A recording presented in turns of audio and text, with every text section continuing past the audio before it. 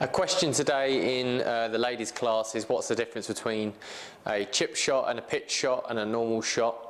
There's not really much difference at all.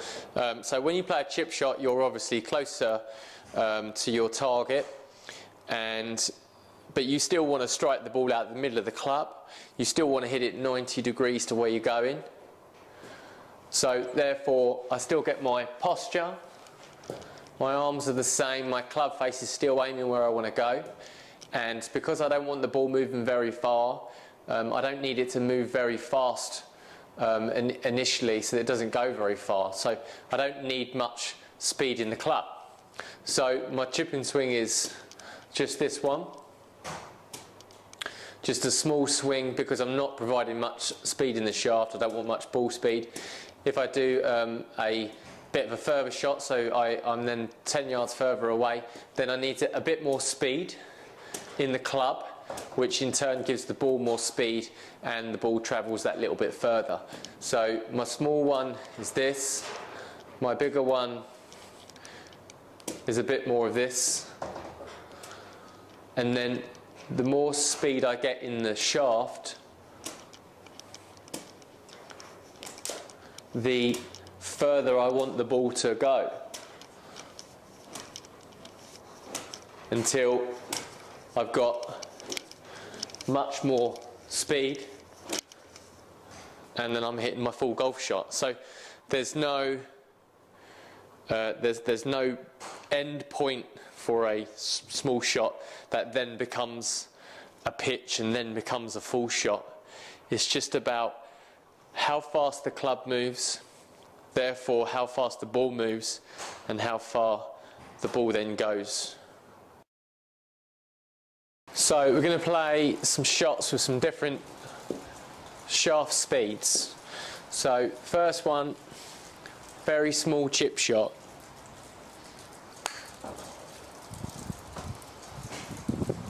And the FlightScope radar is tracking the speed of the club. So the second one we'll do a fraction more speed. And now we'll try and put a little bit more speed into it.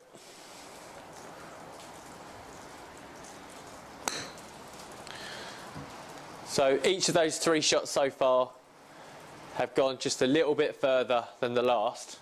And now we'll put a bit more in, a bit more speed. So the body stays the same, posture staying the same. I'm not changing anything. So that one's gone a little bit further still. Now a little bit more.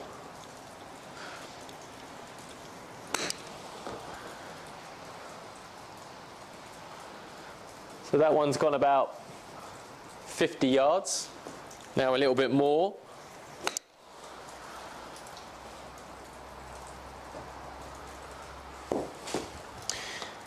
And each of these setups look the same angles.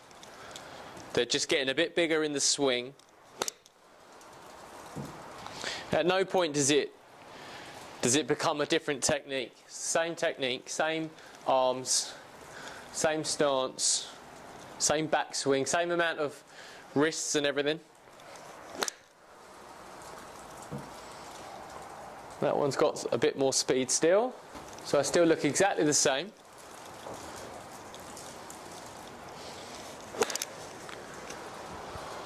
And that one is now about 110 yards.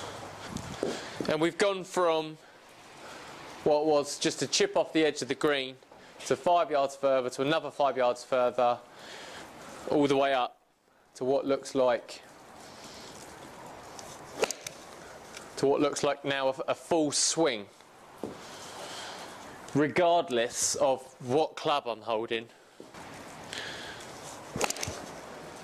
And then that's as fast, that's the last one, that's a full speed shot.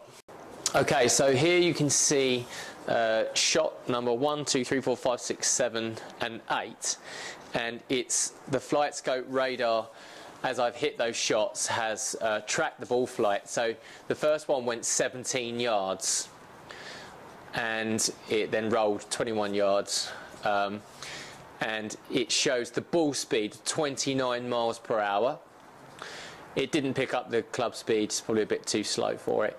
Shot number 2 went 24 yards, and therefore the ball speed was 36 miles per hour. So when you get those speeds, it has quite a relationship with obviously how far the ball goes. The third shot went 33 yards, the ball speed was 42.9 miles per hour. The fourth shot, 63 yards, the ball speed was 60 miles per hour, and it gave you the club speed 43.6 miles per hour. Then the fifth shot a bit further, the sixth shot. So the sixth shot, so that went 101 yards, the club speed 63 miles per hour, the next shot 65 miles per hour for the club speed, and the next shot 75 miles per hour for the club speed. So all 8 shots, swinging the club slightly faster each time, not changing any of my technique, but just getting my own feel for the club moving faster. When the club was moving faster, it put more speed into the ball. So these numbers progressively increasing ball speed, and therefore all these shots going further